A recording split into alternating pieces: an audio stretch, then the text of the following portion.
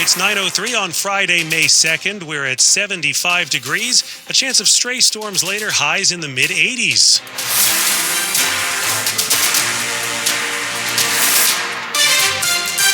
Good morning, I'm John Aaron. I'm Michelle Basch. We begin with the case of a Georgetown University researcher who is in the U.S. on an academic visa, but is facing deportation on accusations of spreading Hamas propaganda.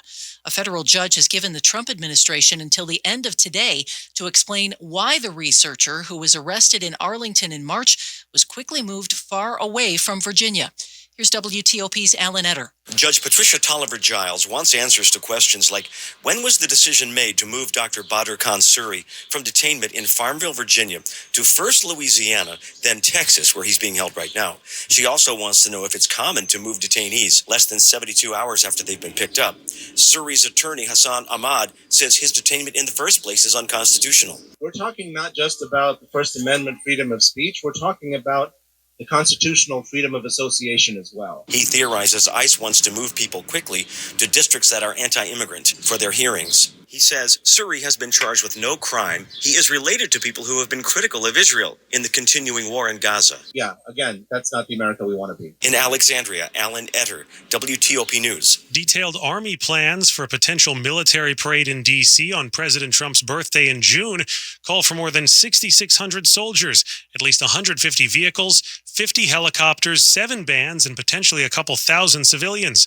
The Associated Press obtained planning documents dated April 29th and 30th. They represent the Army's most recent blueprint for its long-planned 250th birthday festival on the National Mall, which just happens to coincide with Trump's 79th birthday on June 14th.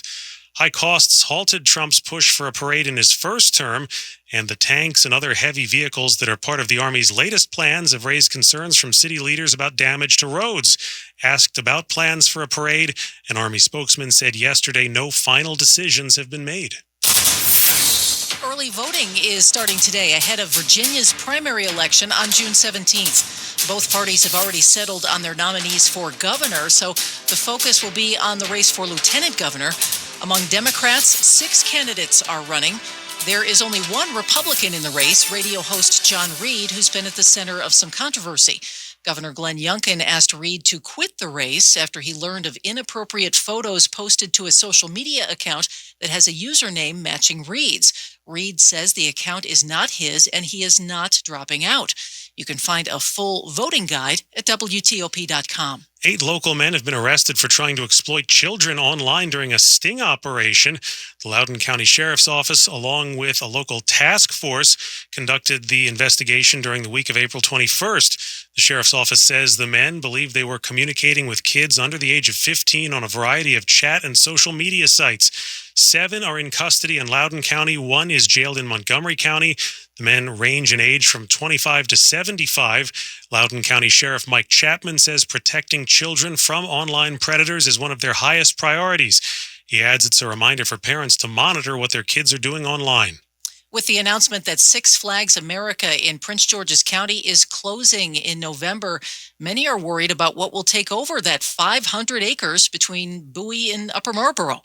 WTOP's Michelle Murillo has more. Residents in the vicinity have called her office worried, according to Prince George's County Councilmember Walla Bligay, who represents the area where Six Flags is located. The whole discussion is we don't want townhomes there, a bunch of houses, and it's just not zoned for that at this point. So that concern is not going to be the case. But she says the county's trying to play a role in what's next. They are planning to sell the property, and what we do want to do is partner with them and making sure that whatever it goes to would be something that would benefit the residents. At this point, we are focused on really economic development. And she promises public meetings about it going forward to keep residents in the loop. Michelle Murillo, WTOP News. Coming up in Money News. Stock futures are higher on a strong jobs report. Pretend you own a yacht for a day. I'm Jeff Clayball. Why not? Traffic and weather in 30 seconds.